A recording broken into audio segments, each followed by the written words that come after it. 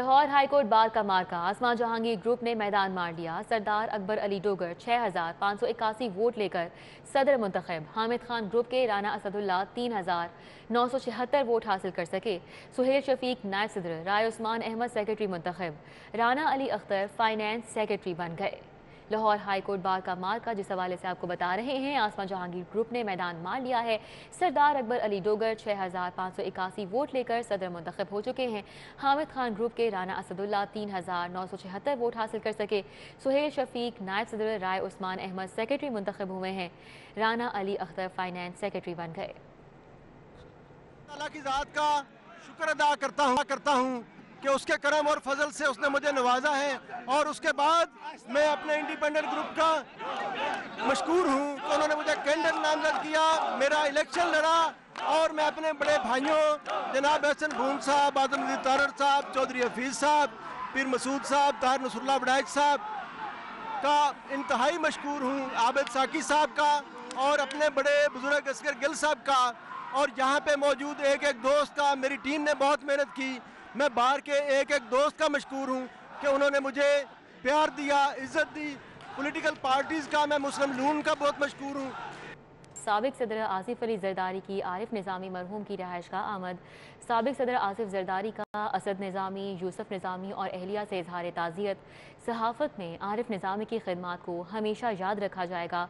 آصف زرداری نے اس موقع پر ان خیالات کا اظہار کیا۔ فصیح اللہ ہمارے ساتھ موجود ہیں، ان سے اس حوالے سے مزید ڈیٹیلز جانیں گے۔ جی فصیح اللہ۔ جی بالکل، اس وقت میں ڈیفنس میں عارف نظامی مرحوم کی رہائش گاہ کے باہر موجود ہوں، اور چند ماہ قبل نامور صحافی عارف نظامی انتقال کر گئے تھے عارضہ قلب کے باعث، اور اسی سلسلے میں آج یہاں پر سابق صدر آصف علی زرداری ان کی رہائش گاہ پہنچے ہیں اظہار تعزیت کے لیے، اور ان کے صاحبزادوں اسد نظامی اور یوسف نظامی اور ان کی اہلیہ سے جو ہے وہ اظہار افسوس کیا ہے، جبکہ مرحوم کے درجات کی بلندی کے لیے فاتح خوانی بھی کی گئی ہے۔ اس حوالے سے سابق صدر آصف علی زرداری کا کہنا ہے کہ نامور صحافی عارف نظامی مرحوم کی خدمات کو ہمیشہ یاد رکھا جائے گا۔ نہ صرف ان کی جو صحافت میں خدمات ہے بلکہ نگران دور حکومت میں وہ وفاقی وزیر کی جو ذمہ داریاں وہ بھی نبھا چکے ہیں، اور اسی حوالے سے آج جو ہے سابق صدر آصف علی زرداری اس وقت ان کی رہائش گاہ پر موجود ہیں۔ ان کے جو صاحبزادے ہیں ان سے اظہار افسوس کیا جا رہا ہے، اور ان کی اہلیہ سے بھی اظہار افسوس کیا جا رہا ہے، جبکہ ان کے درجات کی بلندی کے لیے یہاں پر فاتح خوانی بھی کی جا رہی ہے۔ جی ٹھیک ہے، بہت شکریہ فصیح اللہ۔ اور ابھی آپ کو بتائیں، گندم کی امدادی قیمت میں اضافے کی منظوری کا یہ معاملہ ہے۔ چیئرمین پاکستان فلور ملز ایسوسی ایشن پنجاب کا رد عمل بھی آ چکا ہے۔ آٹے کے 20 کلو تھیلے کی قیمت 1375 سے 1400 روپے تک بڑھنے کا عندیہ دیا ہے۔ امدادی قیمت بڑھنے سے آٹا یقینی طور پر مہنگا ہوگا۔ چیئرمین پاکستان فلور ملز ایسوسی ایشن کی جانب سے مزید کیا کہا گیا ہے، کیا عندیہ دیا گیا ہے، راؤ دلشاد حسین ہمارے ساتھ موجود ہیں، ان سے جان لیتے ہیں۔ جی راؤ دلشاد۔ بالکل جی، کسانوں کے لیے تو اچھی خبر ہے، جبکہ عام آدمی کے لیے یقیناً یہ بری خبر ہے، کیونکہ پنجاب کابینہ نے جو آٹے کی جو گندم کی امدادی قیمت ہے اس میں 250 روپے تک اضافہ کر دیا ہے، جس سے اب آٹے کی قیمت جو ہے وہ بڑھ کر جو ہے وہ 54 روپے سے 64 روپے تک ہوگی۔ اسی پر ہم بات کریں گے، ہمارے ساتھ چیئرمین فلور ملز ایسوسی ایشن پاکستان جو ہے وہ موجود ہے، ان سے بات بھی کرتے ہیں کہ اس کا فردر کیا امپیکٹ آنے والا ہے۔ میں آپ کے سب سے عوام کو بتانا چاہتا ہوں کہ جو ابھی مہنگائی کا نکلے گا وہ سنبھالا نہیں جائے گا گورنمنٹ سے، کیونکہ یہ جو آٹا ہے یہ جا کے کچھ 1350 سے 1400 روپے بکے گا، جو عوام کے لیے لینے کے لیے بہت مشکلات ہو جائیں گی۔ اور گورنمنٹ تو کہہ رہی ہے ہم غریب لوگوں کو دیں گے، غریب لوگ تو وہ ہیں جو بالکل لو لیول پہ جائیں گے، جو سیکنڈ میں آتے ہیں، جو سفید پوش لوگ ہیں وہ لینے کے لیے بھی مجبور ہو جائیں گے، کیونکہ اس میں پٹرول بڑھ رہا ہے دنیا میں، اس کے بعد یوکرین کی جنگ چڑھ رہی ہے، اس میں گندم کا بہت بڑا وہ ملک ہے جو اس کی اثرات ہمارے ملک میں پڑیں گے۔ یہ گندم جو ہے یہ 2200 نہیں پڑے گی، جب مل پہ آگے بڑھتی ہے 2300 روپے پہ پڑ جاتی ہے، اس پہ اخراجات ہیں، اور اس کے بعد تنخواہیں بڑھیں گی، جو باہر سے ڈالر مہنگا ہو گیا، ہماری مشینری جو ہوتی ہے ساری باہر سے آتی ہے، اس کے جو ایکسپینسز ہیں وہ بھی بڑھ گئے ہیں۔ ٹھیک ہے جی، نہ صرف گندم کی قیمت بڑھے گی بلکہ جو گرائنڈنگ چارجز ہیں یا جو گندم کو آٹے میں تبدیل کرنے کے لیے جو اخراجات ہیں ان میں بھی اضافہ ہوگا، تو یوں جو 20 کلو آٹے کا تھیلا ہے وہ 1350 سے 1400 روپے کے درمیان پہنچے گا۔ جی بہت شکریہ راؤ دلشاد۔ اور ابھی آپ کو بتائیں کہ PSL 7 کا فائنل لاہور قلندرز کے فائنل میچ دیکھنے کے لیے بیتاب ہیں۔ PSL 7 کے فائنل میچ کی ٹکٹس نایاب ہو چکی ہیں۔ شہری فائنل ٹاکرا قذافی اسٹیڈیم میں دیکھنے کے خواہش مند ہیں۔ شہریوں نے سوشل میڈیا پر ٹکٹس مانگنا شروع کر دی ہیں۔ لاہور قلندرز کے فخر زمان کا فائنل میچ کے ٹکٹ کی دستیابی کے لیے ٹویٹر پر پیغام علی رامے ہمارے ساتھ موجود ہیں، ان سے مزید ڈیٹیلز جان لیتے ہیں۔ جی علی رامے۔ بالکل رضا، کل لاہور میں جو PSL 7 کا فائنل ٹاکرا ہے، اور اس میں سب سے اہم بات یہ ہے کہ قذافی اسٹیڈیم میں کل ہونے والا میچ وہ لاہور قلندر اور دفاعی چیمپئن ملتان سلطان کے درمیان ہے۔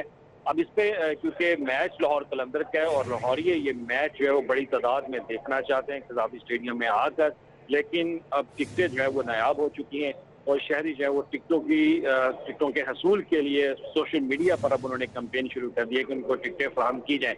تو اسی پر آج ہم نے دیکھا کہ لاہور قلندر کے جو پلیئر ہیں بیٹسمین فخر زمان، انہوں نے بھی ایک ٹویٹ کیا اور انہوں نے ایک ٹویٹ میں باقاعدہ طور پر ٹکٹ کے حصول کے لیے درخواست کی کہ اگر کسی کے پاس کوئی ٹکٹ ہے تو ان کو دے۔ تو ان کے نیچے جو لوگوں نے رپلائی کیا اور ان کو جوابات دیے، ان سے لوگوں نے ٹکٹ باقاعدہ جو ہے وہ ٹویٹر صارفین نے وہاں پر مانگے، اور اس پر انہوں نے ایک تو شخص نے باقاعدہ یہ لکھا ہوا تھا کہ اس نے تمام میچز جو ہیں وہ لاہور میں PSL کے دیکھے، لیکن فائنل دیکھنے کے لیے ان کے پاس ٹکٹ جو ہے وہ نہیں ہے۔ تو اس لیے دیگر صارفین کی طرف سے بھی یہی ریکویسٹ کی جا رہی تھی کہ ان کو ٹکٹ کے حصول کے لیے جو ہے وہ اگر پلیئرز مدد کر سکتے ہو ان کی مدد کریں، کیونکہ میچ بہت فائنل میچ ہے۔ تو ٹاکرا جو ہے وہ لاہور قلندر اور ملتان سلطان کے درمیان ہے اور ایک دلچسپ میچ ہے۔ قذافی اسٹیڈیم لاہور میں ہو رہا ہے تو لاہوریے یہ میچ دیکھیں۔ کورونا کے مہلک وار جاری ہیں۔ لاہور میں 24 گھنٹوں کے دوران کورونا وائرس مزید 3 قیمتی زندگیاں نگل گیا۔ 256 نئے مریضوں کی تصدیق ہوئی ہے۔ مثبت کیسز کی شرح 4.2% ریکارڈ کی گئی ہے۔ کورونا وائرس سے بدستور شہری متاثر ہو رہے ہیں۔ لاہور میں 24 گھنٹوں کے دوران کورونا وائرس کے مزید 256 نئے مریضوں کی تصدیق ہوئی ہے اور کورونا وائرس میں مبتلا 3 شہری دم توڑ گئے۔ کورونا وائرس کے مثبت کیسز کی شرح 4.2% ریکارڈ کی گئی ہے۔ طبی ماہرین کا کہنا ہے کہ کورونا وائرس ابھی ختم نہیں ہوا، اس لیے شہری احتیاطی تدابیر پر سختی سے عمل جاری رکھتے ہوئے مہلک وائرس سے بچنے کے لیے ویکسین لازمی لگوائیں۔ راوی پر نئے پل کی تعمیر میں زمین کی خریداری اور منظور شدہ پلان سے ہٹ کر تعمیراتی کام کرنے کا انکشاف ہوا ہے۔ وزیر اعلیٰ پنجاب کی انسپیکشن ٹیم نے انکوائری رپورٹ حکومت کو پیش کر دی ہے۔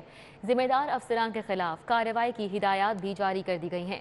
راوی پر دوسرے نئے پل کی تعمیر کا منصوبہ 1.21 ارب کی لاگت سے مکمل تو ہو چکا ہے، مگر DGMND اور وزیر اعلیٰ کی معائنہ ٹیم کی رپورٹ کے مطابق پنجاب ہائی وے ڈپارٹمنٹ کے افسران نے منظور شدہ پلان سے ہٹ کر تعمیراتی کام کیا ہے اور محکمہ ہائی وے کے افسران نے پروجیکٹ سے متعلقہ بیشتر معلومات فراہم ہی نہیں کی۔ رپورٹ کے مطابق افسران نے منظور شدہ پلان سے ہٹ کر کام اور منصوبے پر زمین کے حصول میں ہیرا پھیری کی ہے۔ رپورٹ کے مطابق محکمہ ہائی وے نے شہریوں سے خریدی گئی زمین کی تفصیلات بھی فراہم نہیں کی۔ رپورٹ میں یہ تک بھی کہا گیا ہے کہ راوی پل کی تعمیر کے بعد مرمت کے کام پر بھی توجہ نہ دینے سے روڈ کی خستہ حالت ہے۔ CMIT نے محکمہ اینٹی کرپشن کو ذمہ دار افسران کے خلاف کارروائی اور پروجیکٹ سے متعلق مزید معلومات لینے کے لیے محکمہ مواصلات اور تعمیرات کو ہدایات جاری کر دی ہیں۔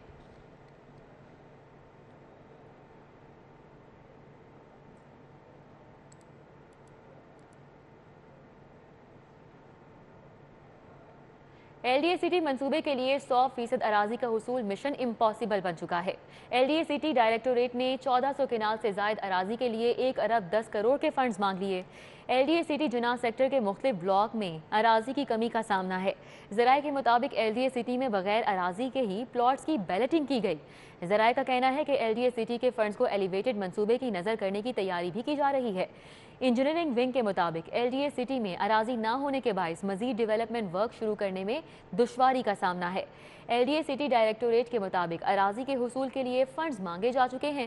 فنڈز ملتے ہی اراضی کا حصول ممکن بنایا جائے گا۔ شہباز شریف دور حکومت کا ایک اور منصوبہ صاف اور شفاف اور کامیاب قرار دے دیا گیا ہے۔ حکومتی ادارہ DGMND نے اپنی رپورٹ میں خادم پنجاب اجالا پروگرام کو 100 میں سے 74 نمبر دے کر کامیاب قرار دیا ہے۔ سابق دور حکومت میں بجلی سے محروم سرکاری اسکولوں کو شمسی توانائی میں بجلی کی فراہمی کا منصوبہ بنایا گیا تھا۔ اس پروجیکٹ پر ابتدائی طور پر پہلے فیز میں 8.25 ارب کا تخمینہ لگایا گیا۔ سرکاری دستاویزات اور رپورٹ کے مطابق پروجیکٹ سے پہلے فیز میں 10,000 سرکاری اسکولوں کو شمسی توانائی پر منتقل کیا جا چکا ہے۔ Director monitoring and evaluation Punjab نے جی ایم خادم پنجاب اجالا پروگرام پر تیاری کی خصوصی رپورٹ میں منصوبے کو 100 میں سے 74 نمبر دے کر کامیاب قرار دیا ہے۔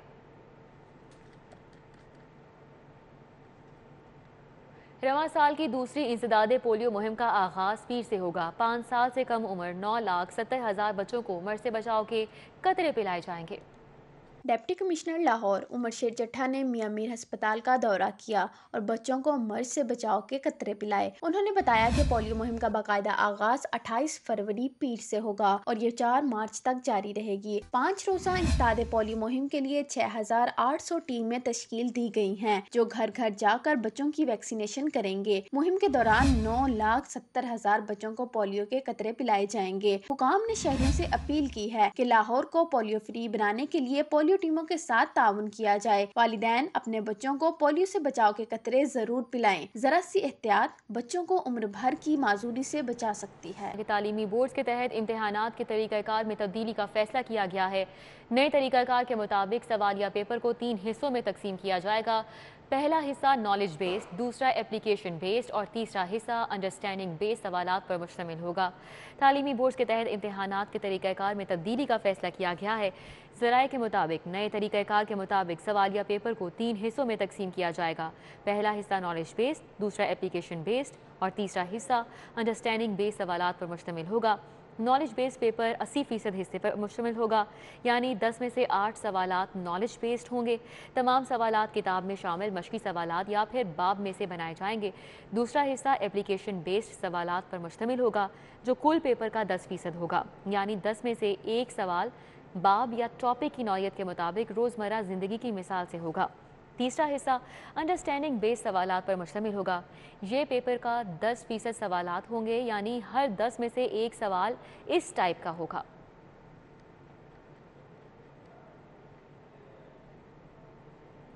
متروکہ وقف املاک بورڈ کی 200 کنال اراضی کی لیز اسکینڈل میں اہم پیش رفت ہوئی ہے۔ آصف ہاشمی اور محمد عبداللہ اویس سمیت دیگر ملزمان کے خلاف FIA کی انکوائری روکے جانے پر عدالت نے ملزمان کی عبوری ضمانت کی درخواستیں واپس لینے کی بنیاد پر نمٹا دی۔ عدالت کا تحریری فیصلہ بھی جاری ہو چکا۔ اسپیشل جج سینٹرل اعجاز حسن آوان نے تحریری فیصلہ جاری کر دیا۔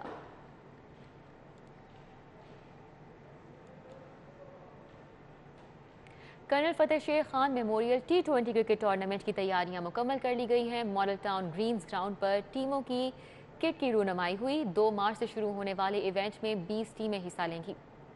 لاہور کی کلب کرکٹ میں نئے دور کا آغاز ہو رہا ہے۔ کرنل فتح Sher Khan memorial cricket tournament کی تیاریاں کر لی گئیں۔ ٹیموں کی کٹس کی رونمائی ماڈل ٹاؤن گرینز گراؤنڈ پر ہوئی۔ 2 مارچ سے شروع ہونے والے ٹورنامنٹ میں 20 ٹیمیں حصہ لے رہی ہیں۔ کھلاڑی محدود فارمیٹ میں پرفارمنس دینے کے لیے پرجوش ہیں۔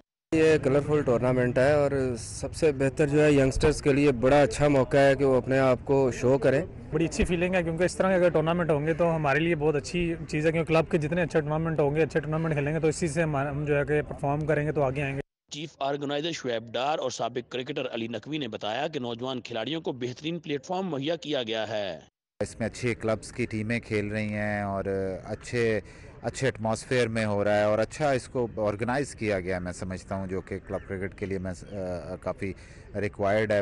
میرا خیال ہے کہ اتنی بڑی یہ اپرچونٹی ملی ہے کرکٹرز کو کہ اس لیول پہ جس میں انٹرنیشنل اور فرسٹ کلاس پلیئرز دوبارہ آ کے کلب کرکٹرز میں کھیلیں گے۔ ایونٹ کی فاتح ٹیم کو 2 لاکھ روپے اور رنر اپ کو 1 لاکھ روپے انعامی رقم ملے گی۔ میچ اور ٹورنامنٹ کے بہترین کھلاڑی کے لیے بھی انعامات رکھے گئے ہیں۔ کیمرہ مین محمد ندیم کے ساتھ حافظ شہباز علی، سٹی 42۔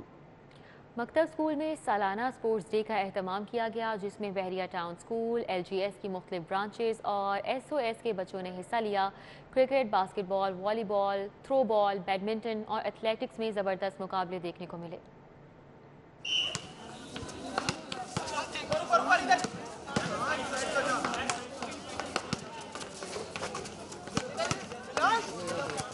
پرنسپل کی زیر نگرانی اسپورٹس فیسٹیول کا انعقاد کیا گیا، جس میں Bahria town school and college boys campus, LGS boys branch, LGS Izmir branch, LGS وابڈا ٹاؤن برانچ اور SOS کے بچوں نے حصہ لیا۔ طلبہ نے کرکٹ، باسکٹ بال، والی بال، تھرو بال، بیڈمنٹن اور ایتھلیٹس میں خوب صلاحیتوں کے جوہر دکھائے۔ منتظمین کے مطابق مکتب میں تعلیم کے ساتھ ہم نصابی اور غیر نصابی سرگرمیوں پر بھی بھرپور توجہ دی جاتی ہے۔ کووڈ کے بعد یہ ایک ایسی اپرچونٹی ملی ہے جس میں بچے آ کے کھلی فضا میں نہ صرف سانس لے رہے ہیں، ایک دوسرے سے مل رہے ہیں، اور بہت ساری جو اسپورٹس ایکٹیویٹیز ہیں جس میں والی بال، تھرو بال، فٹ سول، ہاکی، کرکٹ سب کچھ شامل ہے، اس میں حصہ بھی لے رہے ہیں۔ فٹ بال، تھرو بال، والی بال، بیڈمنٹن، باسکٹ بال، کرکٹ، ان سب میں پارٹیسپیٹ کر رہے ہیں، بہت انجوائے کر رہے ہیں، اسپورٹس مین اسپرٹ، ڈسپلن اور ڈیڈیکیشن کا مظاہرہ کر رہے ہیں۔ بچوں کو